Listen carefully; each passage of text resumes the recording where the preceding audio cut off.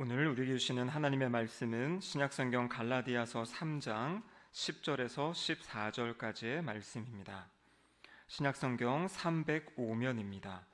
갈라디아서 3장 10절에서 14절까지의 말씀입니다. 우리 하나님의 말씀을 저와 한 절씩 교독하도록 하시겠습니다. 무릇 율법 행위에 속한 자들은 저주 아래 있나니 기록된 바 누구든지 율법 책에 기록된 대로 모든 일을 항상 행하지 아니하는 자는 저주 아래 있는 자라 하였습니다.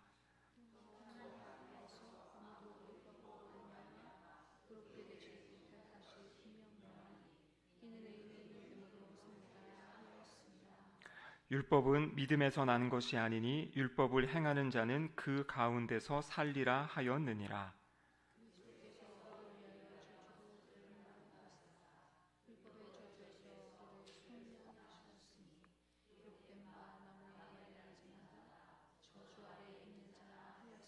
함께 읽겠습니다. 이는 그리스도 예수 안에서 아브라함의 복이 이방인에게 미치게 하고 또 우리로 하여금 믿음으로 말미암아 성령의 약속을 받게 하려 함이라. 아멘. 이는 하나님의 말씀입니다. 아멘. 기도하시겠습니다. 하나님 아버지 감사드립니다. 이 시간 또 함께 모여 예배드릴 수 있는 은혜 주심에 감사드립니다. 시간 하나님의 말씀을 선포하기 원하오니 저희 입술을 주장하시사 하나님의 진리의 말씀이 잘 선포될 수 있도록 도와주시옵소서. 말씀을 듣는 우리 모든 신길동교회 성도들의 마음과 심령 가운데 성령 하나님 찾아와 주시고 임재하셔서 말씀하여 주시고 그 말씀을 이해하고 깨닫고 믿음으로 살아갈 수 있는 힘과 능력을 더하여 주시옵소서. 감사드리며 예수님의 이름으로 기도드립니다. 아멘. 네, 한 주간 잘 지내셨습니까? 네, 방금 제가 이렇게 예배 본당에 들어오는데 저희 아들이 그러더라고요. 아빠, 오늘은 졸리게 설교하시면 안 됩니다. 제가 아주 긴장이 됩니다. 요즘에 설교할 때마다 아이들이 함께 예배를 드리니까요, 잘하지 않으면 집에 가서 이제 이런저런 얘기를 들어서 예수의 사제이면서 이 심리학자인 헨리 나우엔이라는 분이 계십니다. 지금은 이제 소천 받으셨는데요. 이분이 살아계실 때 예일대학교랑 하버드대학교에서 이렇게 영성에 관련된 이제 그러한 수업을 하셨던 분입니다. 이분의 책에 보니까요, 이분이 그 수업 가운데 한 번은 꼭 이러는 것을 하신다 그래요. 그 당시는 이제 오래전이니까 칠판을 사용해가지고요, 칠판 왼쪽에서 오른쪽까지 줄을 하나 쫙 그으시는 겁니다. 그래서 뭐를 이야기하는 거냐면 이것이 하나님의 그 영원하심과 하나님의 영원한 사랑을 나타낸다, 이렇게 이제 학생들에게 이야기를 했다고 합니다. 그러면서 우리 모두는 이 하나님의 영원한 사랑 안에 속해 있다. 그래서 우리가 이 땅에 오기 전에도 하나님의 사랑 가운데 있었고 이 땅을 살아갈 때도 하나님의 사랑 가운데 살아가고 또 죽음 이후에도 그 하나님의 사랑 안에 또 하나님의 그 영원 안에서 우리가 사랑을 받는다. 이제 이러한 이제 설명을 이제 시작한다고 합니다. 그리고 그 직선 가운데 일부분, 아주 자그마한 부분에 이렇게 표시를 딱 하면서 이 부분이 바로 우리가 이 땅, 이 지구에서 이 땅에서 사는 그러한 삶이다라고 이야기를 하는 것이에요. 이 땅의 삶이 20년이 될지 40년이 될지 60년이 될지 또 80년이 될지 알지 못하지만 분명한 것은 이 영원에 비해서는 정말 아주 짧은 순간이 이 땅의 삶의 여정이다라는 것입니다. 그런데 이분이 이렇게 이야기를 하세요. 전 이거에 참 많이 감동이 됐는데요. 그럼 이 짧은 시간에 이 땅에서 살아가면서 우리가 해야 될 중요한 것이 무엇인가? 그것은 바로 우리가 하나님의 사랑받는 자녀라는 것을 발견하고 믿으며 살아가는 것이다. 하나님이 나를 사랑하시고 나는 하나님의 사랑받는 자녀라는 것을 발견하고 믿으며 살아가는 것이다. 그러면서 삶을 이렇게 정리했습니다. 삶이란 짧은 기회이다. 근데 어떤 짧은 기회냐면 우리가 하나님께 저도 하나님을 사랑합니다 라고 말하며 살아가는 이 짧은 기회다, 이렇게 이야기를 하고 있어요. 저러면 이 마지막 부분이 저에게 마음엔 참 감동이 있었습니다. 내가 이 땅을 살 때 어떻게 살아갈 것인가? 어떤 것이 가장 기쁘고 행복한 삶인가? 내가 하나님의 자녀임을 확인하고 하나님의 자녀임을 선포하면서 우리를 사랑하시는 하나님께 하나님 사랑합니다, 하나님 사랑합니다, 여러분, 고백하며 살아가는 것, 그것이 가장 행복하고 복된 삶인 줄로 믿습니다. 그래서 우리 한번 고백해 보도록 하겠습니다. 하나님 사랑합니다. 하나님 사랑합니다. 여러분, 예전부터 이렇게 한 호흡, 한숨 기도라는 것이 있어요. 그건 무슨 말이냐면 이렇게 짧은, 그냥 한 번에 내뱉으면서 하는, 하나님께 하는 기도예요. 근데 그 기도의 중요한 것이 뭐냐면 이런 겁니다. 예수님, 저를 긍휼히 여겨주세요. 예수님, 저를 긍휼히 여겨주세요. 그래서 예전부터 영성가들이 했던 아주 대표적인 기도가 바로 이 기도예요. 수시로 예수님, 저를 긍휼히 여겨주세요. 그리고 오늘 우리가 고백한 것처럼 하나님, 제가 하나님을 사랑합니다. 사랑합니다. 그럼 우리의 삶의 자리 가운데 끊임없이 이러한 고백을 해갈 때 하나님과 우리와의 관계가 더욱더 가까워지고 친밀해진다. 이것이 바로 우리 신앙의 선배님들이 하나님과의 관계 가운데 찾아낸 그러한 이야기들입니다. 여러분, 우리 육체는 곧 시들어버리는 풀과 같습니다. 그리고 우리 생명은 잠깐 보이다가 없어지는 안개에 불과하죠. 요즘에 의술이 발달해서 100년을 산다고 하지만 이 100년이라는 시간도 사실 이 영원에 비하면 아주 일순간, 한 찰나에 불과합니다.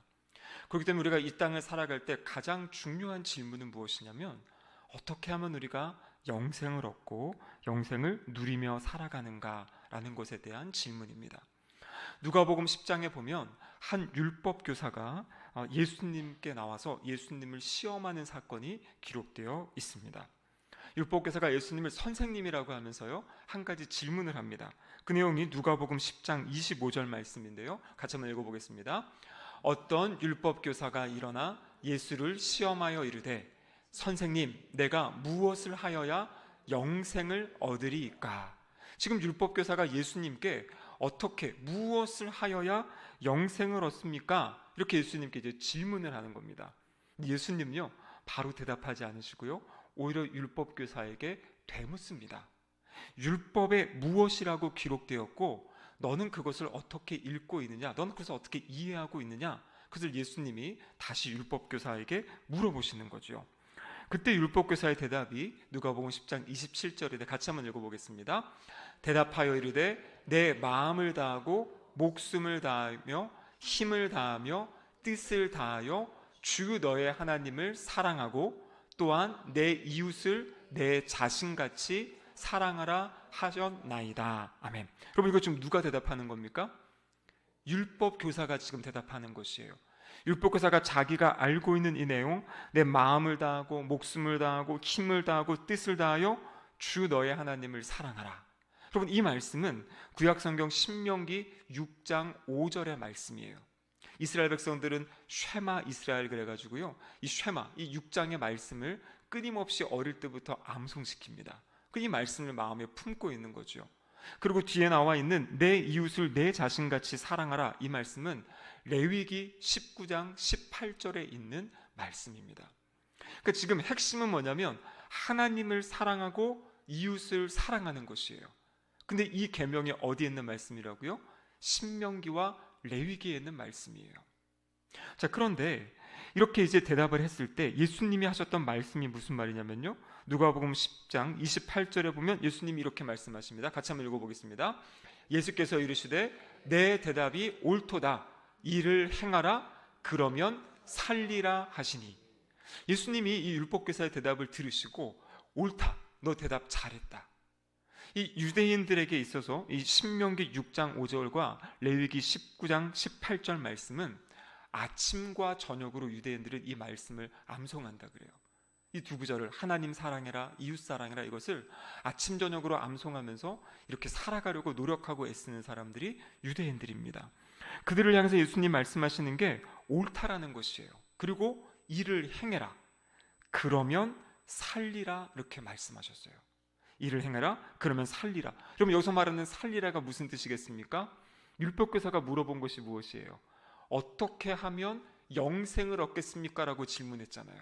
그런데 예수님이 그것을 행하면 살리라, 영생을 얻을 수 있다, 이렇게 말씀을 하신 거예요. 여러분, 그렇다면 이 예수님 말씀대로 이 율법에 있는 대로 하나님을 사랑하고 이웃을 사랑하면 영생을 얻을 수 있을까요? 없을까요?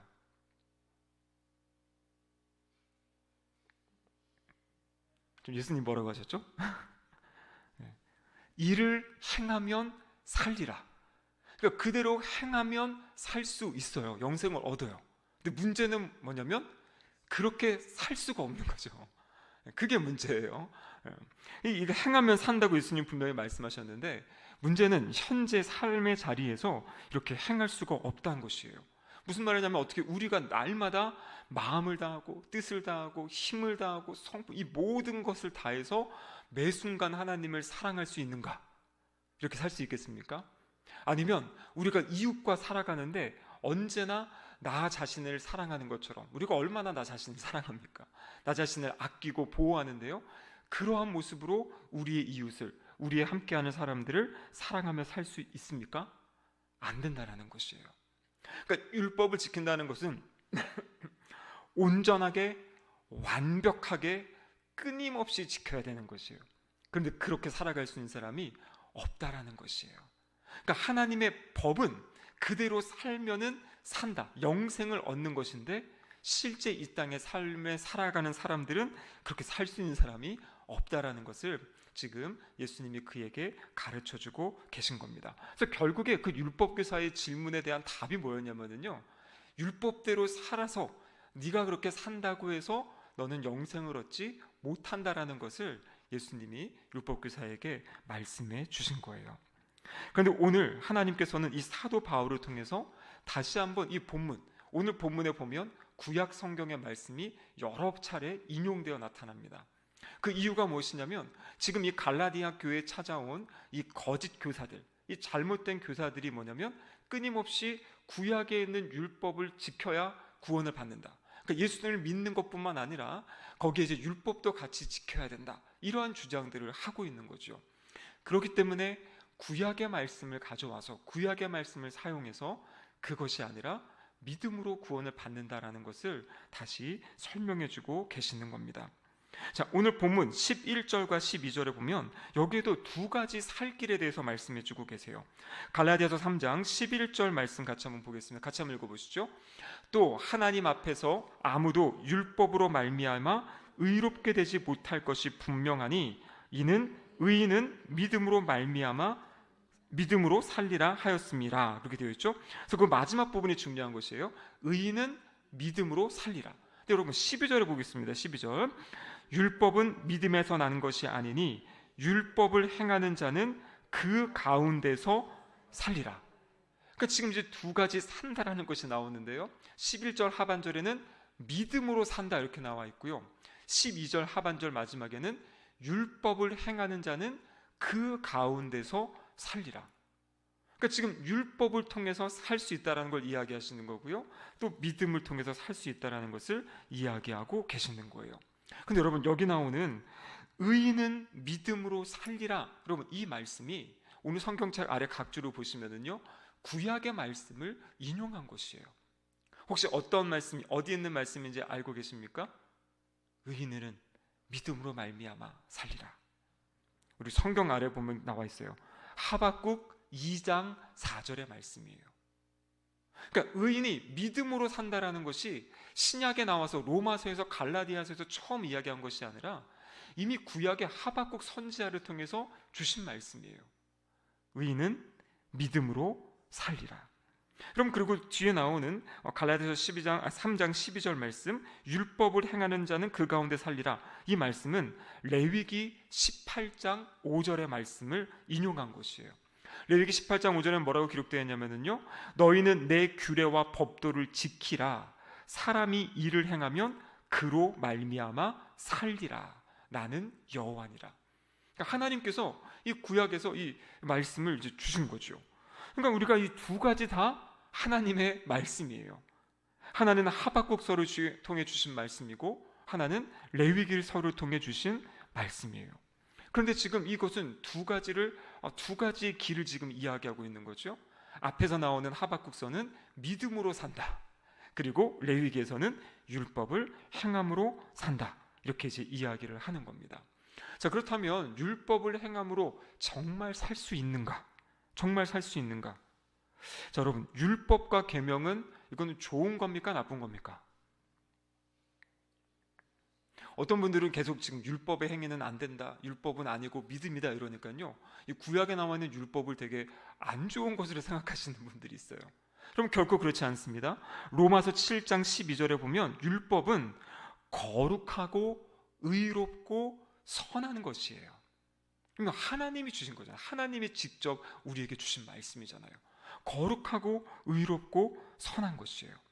근데 문제는 뭐냐면 하나님이 그 말씀을, 그 기준을 주셨는데 그 기준대로 살아갈 수 없기 때문에 그것이 문제라고 이야기를 하는 거예요. 그래서 율법 아래 살아간다라는 것은 오늘 갈라디아서 3장 10절에 보면 이렇게 되어 있습니다. 같이 한번 읽어보죠. 무릇 율법 행위에 속한 자들은 저주 아래 있나니 기록된 바 누구든지 율법책에 기록된 대로 모든 일을 항상 행하지 아니하는 자는 저주 아래 있는 자라 하였음이라. 아멘. 여러분, 여기 보면요, 율법 행위에 속한 자는 저주 아래 있다. 율법책에 기록된 대로 모든 일을 항상 행하지 아니하는 자는 저주 아래 있는 자다. 여러분, 이렇게 이제 되어 있죠. 그러니까 지금 율법을 이야기하면서 저주 아래 있다, 이것이 연결되고 있어요. 근데 이 말씀도 신명기 27장 26절의 말씀을 지금 인용하고 있는 겁니다. 이 율법의 말씀을 실행하지 아니하는 자는 저주를 받을 것이라. 신명기에서 하나님이 말씀하신 그 말씀을 지금 가지고 이야기하고 있는 것이에요. 자, 그렇다면 지금 막 율법과 저주가 연결이 되고 있죠. 우리가 잘 알다시피 신명기 28장에 보면 하나님의 말씀에 순종하면 이러이러한 복이 있고 하나님 말씀에 불순종하면 이러한 저주가 있다, 이렇게 이제 이야기하시잖아요. 그래서 여기서 말하는 저주, 율법 아래에 있는 것이 저주 아래에 있다는 것은 무엇이냐면 율법이 나쁜 것이고 잘못되었다는 의미가 아니에요. 여기서 말하는 저주는 뭐냐면 하나님의 심판이라는 것이에요. 율법 아래에 있는 사람은 율법을 잘 지키면 복을 받고 율법을 지키지 못하면 하나님의 심판 가운데 저주를 받는다라는 그러한 내용입니다. 여기서 나오는 저주라는 단어를 너무 막 어렵게 생각하지 마시고, 저주 아래 있다라는 것은 무슨 말이냐면 하나님의 심판 아래 있다라는 것이에요. 그래서 율법을 어긴 사람은 그 심판, 하나님의 심판에 따라서 잘못했을 때 이제 그 심판에 따라 이제 벌을 받게 되는 것, 그것이 바로 여기서 말하는 저주 아래 있다라는 것이에요. 여러분, 이런 예를 한번 들어보겠습니다. 어떤 사람이 도둑질하다가 잡혀가지고 이제 판사 앞에 이렇게 딱 법정에 서게 됐어요. 근데 이제 변론을 하라 그랬더니 이 사람이 이런 얘기하는 겁니다. 판사님, 저는 물건을 도둑질한 것, 이거 한 가지만 잘못했어요. 저는 사람을 죽이지도 않았고요, 사람을 간음하지도 않았고, 부모님을 내쫓지도 않았고, 그리고 다른 나쁜 짓 아무것도 안 했고, 저는 도둑질 딱 하나만 했어요. 그러니까 저 무죄로 석방해 주세요. 여러분, 이렇게 이야기하면 뭐라고 할까요, 판사가?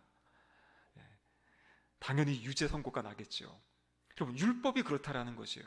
율법에 수많은 조항이 있는데 하나님, 제가 이거 뭐 다 잘 지키고 있어요. 그런데 한 가지 잘못한 게 있으면 율법의 심판 앞에서는 그냥 죄인이 돼버리는 거예요. 그냥 내가 아무리 뭘 잘해도 한 가지 잘못하면 죄인이다. 바로 그런 것이 바로 오늘 여기 나오는 그 말씀의 내용입니다. 그래서 갈라디아서 3장 11절에 하는 말씀이 이런 거죠. 하나님 앞에서 아무도 율법으로 말미암아 의롭게 되지 못할 것이 분명하다, 이렇게 되어 있죠. 그러면서 주시는 말씀이 의인은 믿음으로 살리라, 이렇게 이제 되어 있는 겁니다. 여기서 의인은 믿음으로 산다라는 것이 세 번역에는 뭐라고 되어 있냐면요, 믿음으로 의인이 된 사람은 살 것이다. 믿음으로 의인이 된 사람은 살 것이다. 산다는 것은 아까 영생을 얻는 걸 이야기했죠. 그러니까 믿음으로 의롭게 된 사람은 영생을 얻는다. 공동 번역에 보면요, 하나님과의 올바른 관계를 가진 사람은 살 것이다.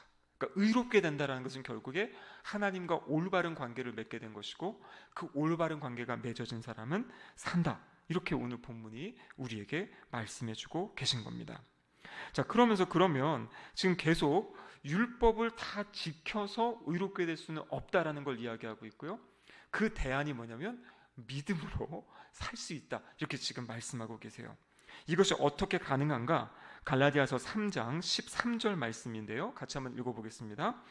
그리스도께서 우리를 위하여 저주를 받은 바 되사 율법의 저주에서 우리를 속량하셨으니 기록된 바 나무에 달린 자마다 저주 아래 있는 자라 하였습니다. 아멘. 이게 뭐라고 되어 있습니까? 그리스도께서 우리를 위하여 저주를 받은 바 됐다. 여기 말하는 저주는 아까 말씀드린 대로 하나님의 심판이라고 여러분 생각하시면 돼요. 그래서 예수님이 우리를 위하여 저주를 받았다. 하나님의 심판을 받았다. 그런데 그 심판이 어디서 이루어진 겁니까? 나무에 달려서, 바로 십자가에서 이루어진 사건이다, 이렇게 말씀하고 계신 거예요. 그래서 우리가 받아야 될 그 심판, 우리가 받아야 될 그 저주를 예수님이 십자가에서 대신 담당해 주셨다. 여러분, 이것이 바로 우리가 믿는 복음의 내용이죠. 그래서 오늘 여기 본문에 보시면 우리를 속량하셨다 이렇게 되어 있어요. 속량하셨다. 여러분, 속량이라는 단어의 의미는 무엇이냐면 값을 지불하고 사는 것이에요. 먼저는. 사실 이것은 이 고대 노예 시장에서 사용되었던 그런 단어라고 그래요. 속량한다라는 것은.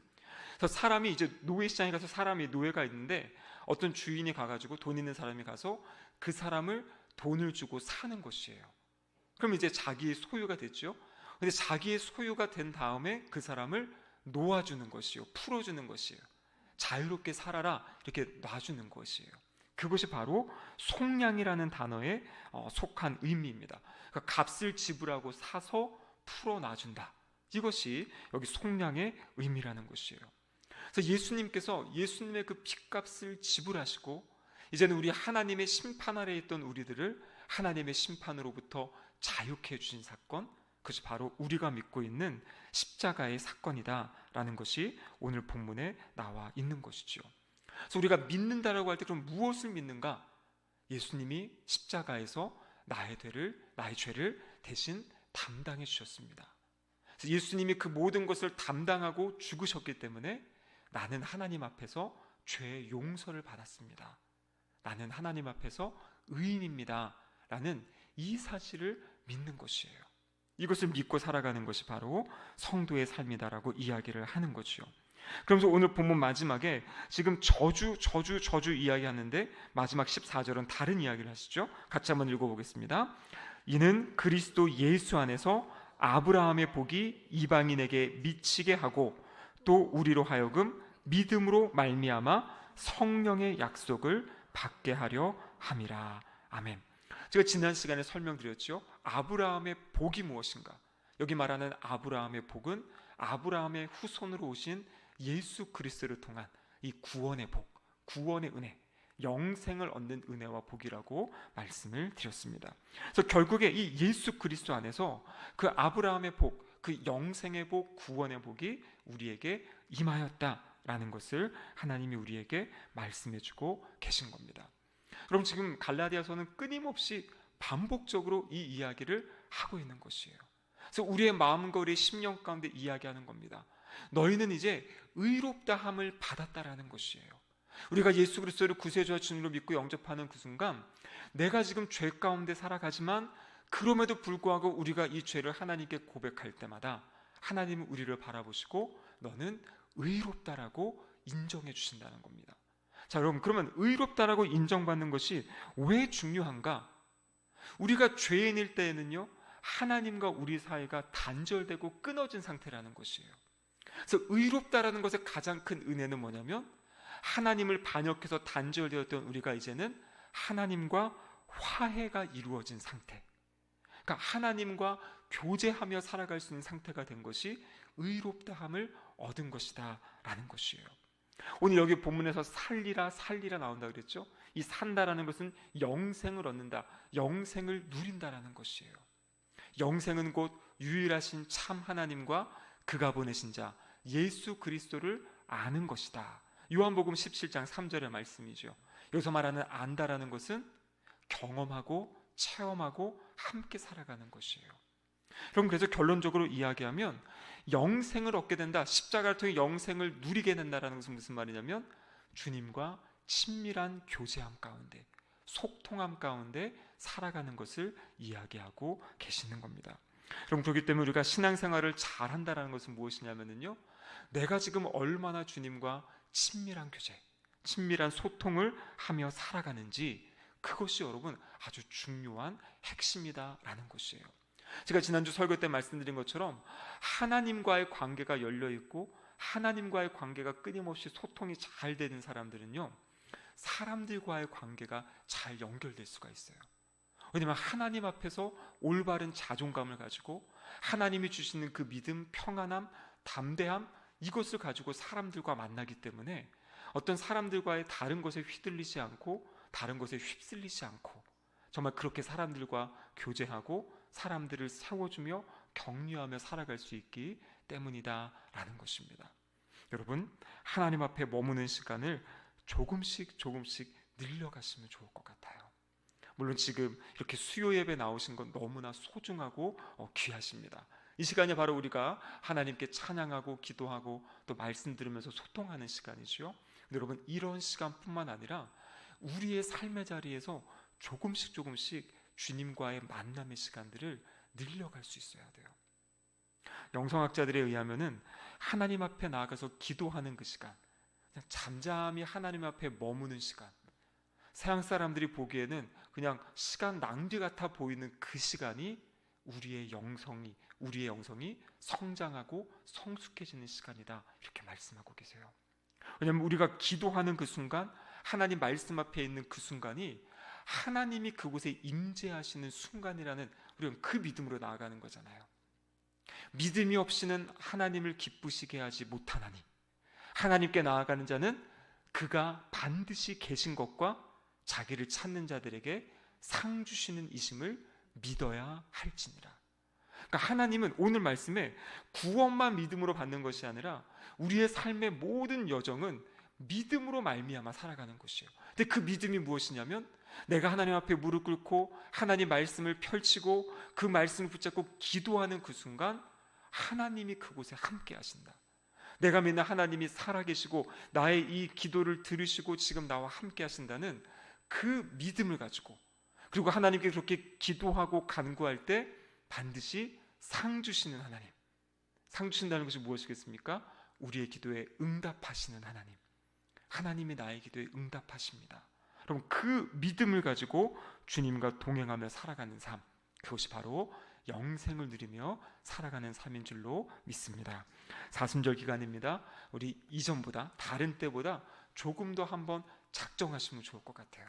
나의 하루의 시간 가운데 10분이 돼도 좋고요, 15분이 돼도 좋고요, 그 시간에는 핸드폰도 다 치우고 그냥 잠잠히 하나님 앞에 머무는 시간, 그래서 찬양을 드리면서 하나님을 찬양하며 고백하셔도 좋고, 또 하나님께 그냥 짧은 기도를 드리면서 하나님의 그 은혜를 사모하셔도 좋고, 그래서 정말 하나님 앞에 머무는 그 시간을 통해서 더 하나님과 친밀함을 세워가시는 우리 성도님들 되시기를 주님의 이름으로 축복합니다. 아멘.